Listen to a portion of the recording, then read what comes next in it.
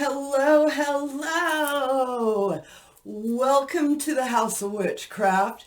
I'm Taren S, a High Priestess with over 35 years experience in the magical community. I want to thank all my subscribers out there. I'm loving hard on you, magic folks. Today, I want to talk to y'all folks about the perfect candle color for every working that you ever do.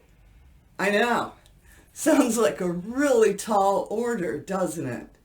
Well, the first thing I want to talk about is different types of candles so that we can narrow down your perfect candle color for every working spell incantation that you ever do. All right, and I'm going to start with the basics here. Okay, glass candle. This is commonly referred to as a 7-day candle, but in actuality, if you get 5 days out of them, you're doing good. If you do have a working that is a true 7-day, then you're probably going to want to get 2 of these candles. All right, we normally, when we're doing workings that require a long time period, is when you'll folks like to use these also for safety concerns as well. Now, the second candle, let me get in here, is our taper candles. And taper candles, I've got several different ones here, come in all different sizes and shapes. I just recently got me some really nice black candles that I'm getting ready to put on my ancestral altar back here. If you guys can see it. My favorite spell candles where I'm doing good working, I like this size candle right here. All right. It is about an 8-inch. It's a nice little taper. I like the size of it because it's really good for when you want to scribe things into it. All right, and if you are scribing things into it, what I have found works best is if you go to dollar store, you can get their little, what they call woodworking tools. All right, I don't quite see them, but these things are just absolutely perfect for sitting here and going across and doing whatever sigil or symbols or words of power you want to put into your candle. And dollar store, just saying. All right, on to the next type of candle you see a lot of folks using, and that's just the little votives where you put them out. Here's your little votive type candle. Now, which candle is the right candle? All right, because you're going to want to go look in a book, and the book says that I'm supposed to use a 7-day candle. The book says that I'm supposed to use a taper candle. The book says never ever use these candles. All right, witches, I'm challenging you. Put the book down. You know what working you're doing. All right, take a deep breath and use the candle that you feel is right. This is your biscuit recipe, okay? Think about it like flour in a biscuit recipe, all right? But if you talk with folks, they like different types of flours, but we're all still putting flour in. It's a main ingredient. So should I use a 7-day glass candle? Should I use this taper candle? Or should I even use a bigger taper? Or should I use a votive? They are all correct, all right? It depends on your recipe, what you're doing, all right? And for you to decide which one works right. Now, we've decided that we want to use this. We're just going to suppose, okay, to keep it going. We're supposing that we want to use a little taper candle. Now I'm wanting to do a candle for prosperity, for light, for blessings, things like that. Can I use black? We're always told we're supposed to use white for this, black for that. I should always use a white candle. I shouldn't use a black candle. What if black resonates with me?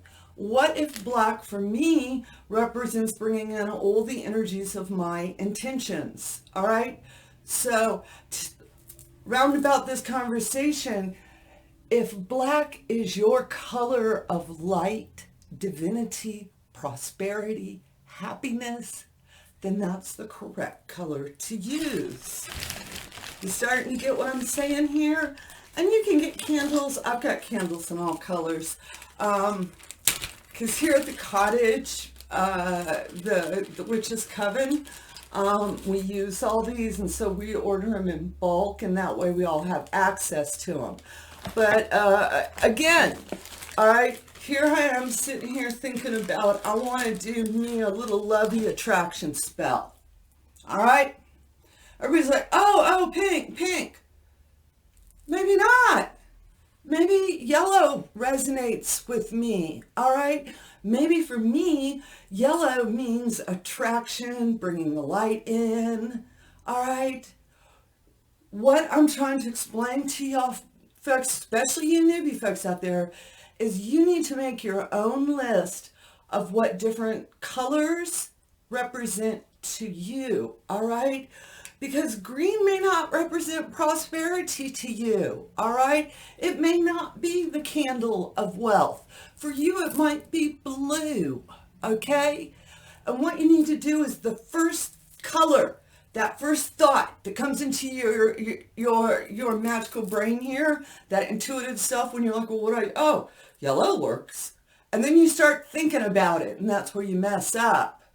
All right, is you start thinking, well, no, they said green, so I have to use green because somebody in some book said this.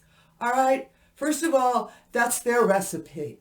They're telling you or are writing down what works for them. And we need to use a lot of these books out here, not as I must do it this way, but as a way to inspire us, all right? And to understand that they are giving one way to do it. And that might not be your way.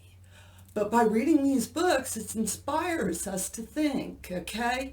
You know, because it's sort of like I talk about the biscuit recipe, magical workings, incantations, and everything else. When you get the opportunity to go to a cooking class, you're going to pay attention to all they're doing and take notes down, but you know you're going to go home and tweak it and make it yours. And that is where the magic happens, is that when you're embracing it, each ingredient has a meaning to you, okay? And so when you're doing your candle magic, all right, get your heads out of those books and get into that magical, intuitive gut brain and do it like what feels right. And if you're doing that, then you are doing it the right way. And I know a lot of you newbie folks off, oh my gosh, am I doing it right? Am I doing it right? All right, if you can feel it, you're doing it right. Okay? All right, now I'm going to keep this a wonderfully short little video because y'all know I can just sit and talk and talk. Okay, of course, I want to give a shout out to She Who Walks Between Worlds. If you haven't had an opportunity to watch her videos, please do so. She is a wonderful young witch who is kind enough to share parts of her magical journey and her life with us. And of course, custom made incense. You always say the nicest things. Thank you so much. And to all my newbie witches out there, welcome home. We are so glad to see you. Please, please come into the community. You are our next generation. All right, that said, thanks so much for joining me here at my cottage this afternoon. And as always, amen, blessed be, ashe, and a bobo.